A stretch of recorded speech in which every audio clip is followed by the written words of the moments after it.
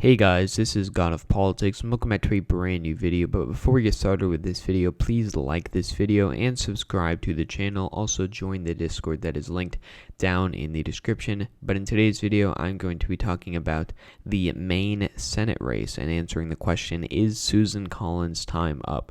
Now, Susan Collins is the incumbent senator from Maine. She has been the senator since 1996. She's now running for her fifth term in the Senate. She is quite old. She is now 67 years old, so she is running for her fifth term now. You know, not too old, but she could serve another couple terms if she wins her re-election. That's what we'll be talking about in this video. And so I'm going to be talking about the Senate race, how this is a district or a Senate seat in which Republicans used to do very well in, but now it looks like they could be in trouble. Now, Susan Collins is virtually running unopposed, and for the Democratic side, you have the most likely candidate is going to be Sarah Gideon, who is the Speaker of the Maine House of Representatives. So she's a very good candidate. You know, she's a middle-aged woman who is, very qualified Speaker of the Maine House of Representatives. If you want to go to a Wikipedia page, she's been in the House of Representatives for 8 years now. She is now running for the Senate.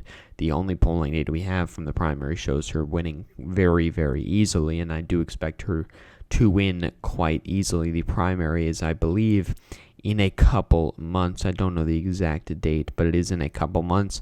So it is most likely going to be Sarah Gideon versus Susan Collins in the general election, and there's a lot of data proving that Susan Collins may actually lose this election. She's cruised to victory before. If we're going to look at 2014, for example, she won every single county.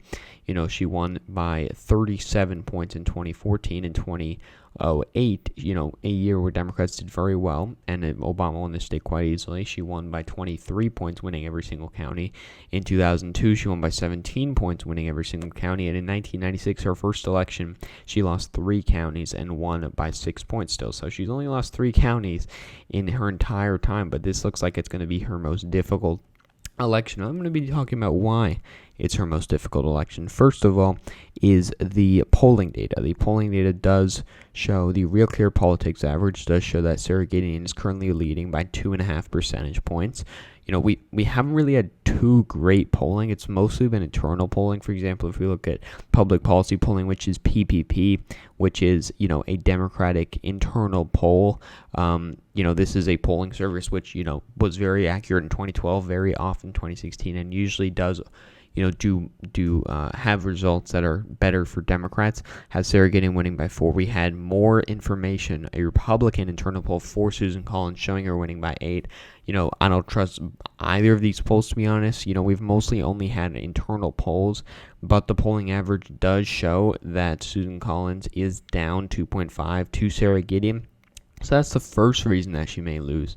And then the second reason is actually fundraising. If we want to look at the fundraising for the Senate race this year, we can see so far, Susan Collins has raised just above $16 million in 2020, this cycle. Sarah, as an incumbent, by the way, Sarah Gideon, though, has raised almost $23 million in this cycle, and she has spent a lot more, and they have very similar amounts of cash on hand. It's showing that there is a lot of excitement amongst Democrats in Maine and around the country donating to Sarah Gideon's campaign because of Susan Collins. And Susan Collins isn't as popular as she used to be. If we want to look at this, for example, this is from the PPP poll, so take that in mind. Gideon was winning by 4 percentage points, but he points out that when Trump first took office in 2016, she had a 67% approval rating, which basically meant she was one of the most popular senators in Congress. But many things have happened since then. She voted to save Obamacare, which did piss off many Republicans. She voted to confirm Brett Kavanaugh to the Supreme Court, which pissed off many Democrats.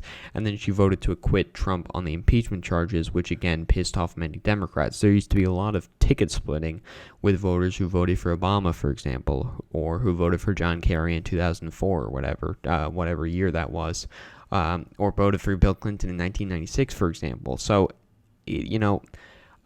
Susan Collins used to be very popular, and now she's really not popular. I just pointed out she had a 67% approval rating. It now says that it has collapsed to just 36% today. Now, again, she used to be one of the most unpopular senators in the country, and she's at 36% approval rating. While she's still winning more of the vote than 36%, currently in that poll, she's winning 42%, meaning there's some people who still don't approve of her job, but will still end up voting for her, and that's kind of the silver lining for her, that, maybe she's not the most unpopular person anymore, but they still do like her bipartisanship, things like that. Republicans will still end up voting for her overall by quite large margins, because they'd favor a person who votes with them 60% of the time than who votes with them 20% of the time, like Sarah Gideon would. And so, that's something that you have to think about as well. But, you have to turn those voters out as well. What motivation is there for Republican voters to turn out to someone who lets them down a lot of the time? And so that's kind of the situation that Susan Collins has put herself into, because under the Obama administration, for example, you had, Republicans think, we'll just vote for her because she's better than any Democratic candidate who will vote with them. Again, they'll vote with the president 80% of the time, whereas Susan Collins will only vote with them 50% of the time. And that's kind of the thinking that they had before, but now it's kind of a lose-lose situation for her, and many of the high-profile votes that she's taken have hurt people on either side of the aisle. And, it took a hit after Kavanaugh. After some of these rulings that have come out showing that, what she said about Kavanaugh may not have been true. It says more than half of Maine voters believe Trump should have been removed from office, and 59% consider themselves pro-choice. So what Colllins did with Kavanaugh is going to hurt her approval rating, as it did same thing with the impeachment and the removal of Trump from office. So that did hurt her approval rating.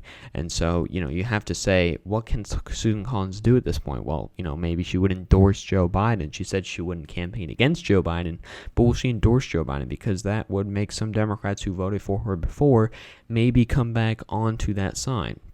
And so, people have voted, for the Federal Society, which backed Kavanaugh's nomination, have donated hundreds of thousands of dollars to Collins since her vote.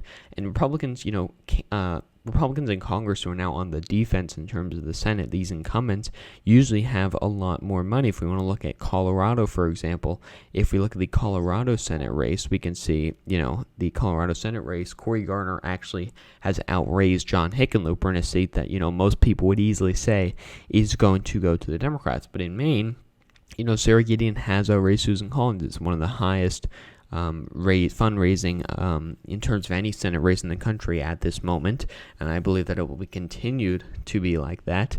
But Susan Collins is in big trouble. If we look, I'm making this video because it has a lot of importance on the overall Senate map. I've put in the lean states up to the lean states. I haven't put in the tilt states. We could easily, say Montana is a tilt Republican state, and say North Carolina is a tilt Democrat state.